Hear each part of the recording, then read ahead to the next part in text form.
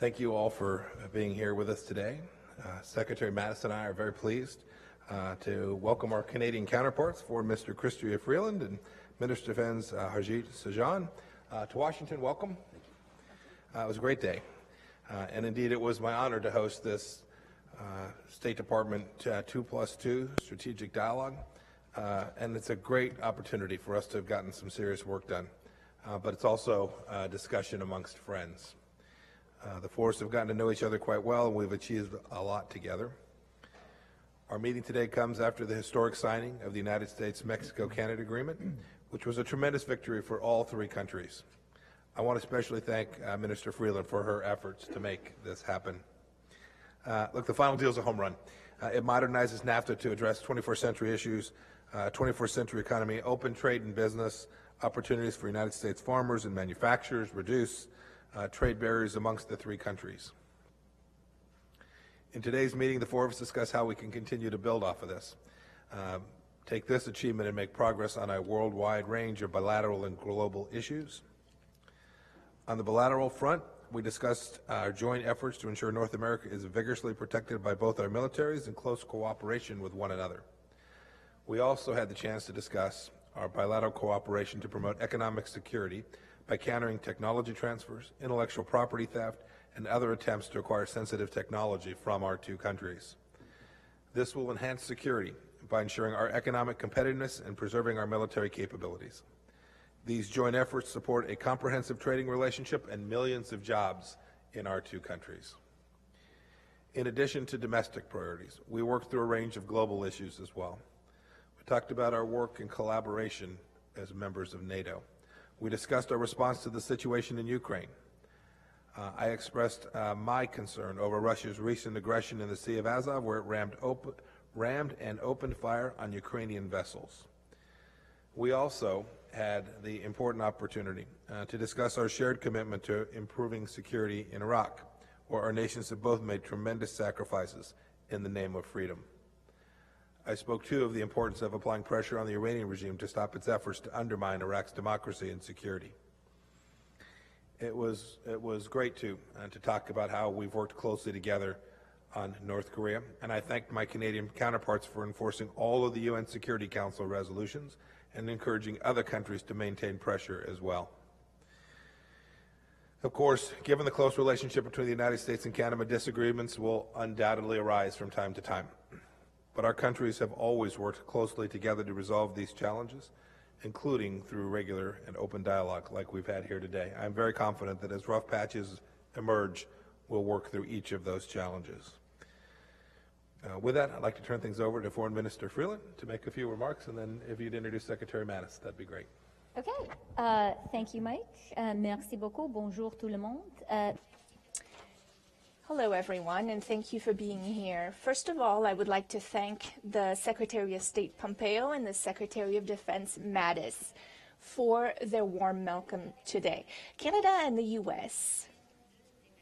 have one of the closest relationships in the whole entire world. We are allies and partners in areas such as trade, border protection, and of course, hemispheric defense and international security, especially through NATO and NORAD.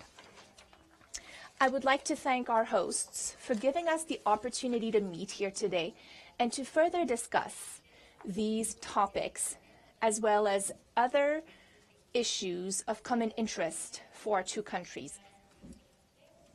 There are no closer partners in the world than Canada and the United States. We share the world's longest undefended border, and we are each other's largest export market.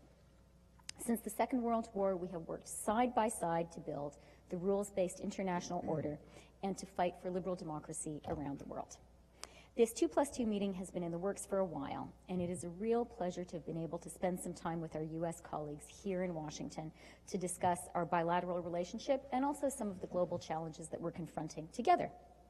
As is always the case when we meet, we discussed a number of issues around foreign policy, defense, and international security that reflect the deeply shared values that unite our two countries. We discussed China and the case of Huawei CFO Meng Wanzhou, building on a conversation that Secretary Pompeo and I began soon after her arrest. We all agree that the most important thing we can do is to uphold the rule of law, ensure that Ms. Meng's right to due process is respected, and that the current judicial process in Canada remains apolitical. We also discussed some consular issues, two which are very concerning for Canada today: the detention of Michael Kovrig and Michael Sapfor. On Russia and Ukraine, Minister Sajjan and I expressed our condemnation of Russia's harassment of shipping in the Sea of Azov and the Kerch Strait, and in particular its recent aggressive action towards an illegal seizure of 3 Ukrainian vessels on November 25th and the imprisonment of Ukrainian sailors. We call on Russia to release these sailors. Canada unwaveringly supports the people of Ukraine, its sovereignty and territorial integrity within its internationally recognized borders. We touched on some hemispheric issues, including the brutal authoritarian regime that is causing a dangerous crisis in Venezuela, as well as troubling developments in Nicaragua. We took the opportunity to reiterate our support for the United States' efforts towards a denuclearized Korean peninsula and our efforts in the area of sanctions evasion. In an ever-changing global landscape, it's important that countries are able to nimbly respond to flagrant violations of the international order. An effective and targeted sanctions regime is key to this. Canada and the U.S. both have Magnitsky legislation, and we discussed ways to work together even more closely in this area. As a founding member of NATO, Canada will continue to do its part for transatlantic security and stability. My colleague, Minister Sajjan, Harj, will speak to some of the important work that we're doing alongside the U.S. in NATO and as part of the global coalition to defeat Daesh. As Mike said, we spoke about our trading relationship, and we talked about the fact that we now have a modernized trade agreement for our continent, and I do agree with Mike that this is a good deal for all 3 countries. I would be remiss if I didn't mention the fact that Minister Sajjan and I did raise one of those difficult bilateral issues that Mike referred to, the U.S. imposition of steel and aluminum tariffs under Section 232. Canada continues to take the view that these tariffs are unjust and illegal, and we spoke to our partners about how the national security justification for these tariffs we believe is inconsistent with our close relationship. I met earlier today with Ambassador Lighthizer, and we also discussed the 232 tariffs this morning. The close relationship between Canada and the United States is a model for integration and creative collaboration on the world stage, and today was a great opportunity to talk about how we can work even more closely together on our continent and around the world. I'd like to thank you again, Secretary Pompeo, Secretary Mattis, for hosting us. Canada deeply values and appreciates our partnership and opportunities to continue to work even more closely together. And it is now my pleasure to introduce a tremendous public servant, a great friend of Canada, Secretary Mattis. Well, thank you, Minister Freeland, and I echo Secretary Pompeo's comment that ours was a discussion among friends. Minister Sajjan and I last saw one another just 8 days ago in Ottawa, and today's meeting signals how our 2 militaries work to stay closely aligned on a range of issues worldwide. For Americans feel an enduring, almost familiar kinship with Canada, and in my case, it is familial. My mother's family immigrated to America after my grandfather was wounded in action in World War I in the Canadian infantry. Canadian and American forces have fought bravely alongside each other in the Great War, at Normandy, to Kandahar, Afghanistan, following the 9/11 attack on our country. And today we continue our cooperation in pursuit of our mutual security. We are united in the North American Air Defense Command, where Canadian and U.S. fighters together guard the skies above North America and our 360 million people. We are united in NATO, where we uphold transatlantic unity and stand with European allies against the full scope of Russian malign influence, to include Moscow's recent brazen contempt of international law in the Kerch Strait and action against the Ukrainian people. Canadian and U.S. trainers in Western Ukraine and our battalions in the Baltics represent our combined efforts to build stability and deter further provocative activity. Canada and the United States are united in security because we are united in democracy, and democracies stick together for the common defense. Today, we focused on enhancing our already strong cooperation in a number of areas that you've heard about, from foreign military sales to sanctions coordination. Like Secretary Pompeo, I am grateful for Canada's leadership in forcing unanimous UN Security Council resolutions on sanctions that support the denuclearization of North Korea. Regarding the Middle East, we affirmed the need to continue the fight against ISIS-hardened core and to maintain support to our partners in Iraq, an approach endorsed as well by 16 nations we met with last week in Ottawa. Accordingly, we are evolving our Defeat ISIS coalition because we must not fall into complacency, recognizing that ISIS remains a strong terrorist enemy as it adapts to the crushing loss of its physical caliphate. To close, last month Americans observed Veterans Day. Canada has Remembrance Day, but whatever the name, together we recalled our shared battlefield sacrifices and the many instances when the maple leaf and the stars and stripes have flown side by side against threats to our shared values. Come what may, I am confident Canada and the United States will continue to work shoulder to shoulder now and in the future. And Minister Sajjan, my friend, the floor is yours. Great. Thank you, Secretary Mattis, and thank you, Secretary Pompeo, for your being tremendous hosts.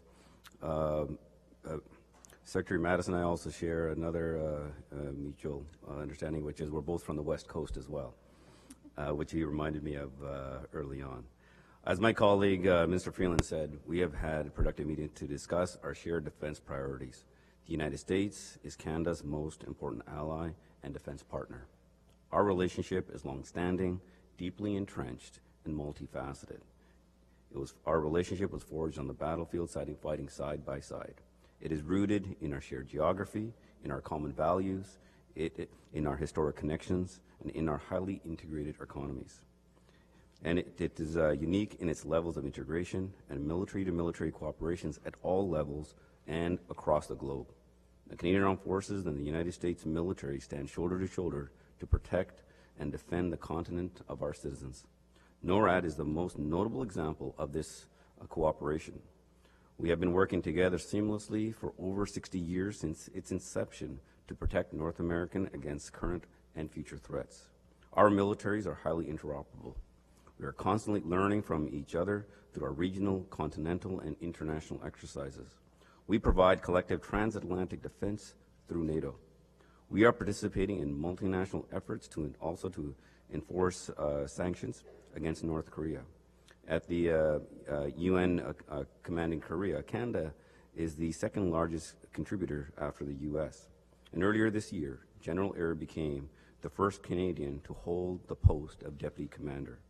And last week, as Secretary Mattis just said, Canada co-hosted the Counter-ISIS ministerial meeting in Ottawa, and we discussed the next steps to ensure the lasting defeat of Daesh and its networks. And Canada remains committed to the coalition. This is evident through our Operation Impact and our leadership of the NATO training mission in Iraq. As Minister Freeland mentioned, Canada also supports Ukraine's sovereignty and territorial integrity in the face of Russian aggression.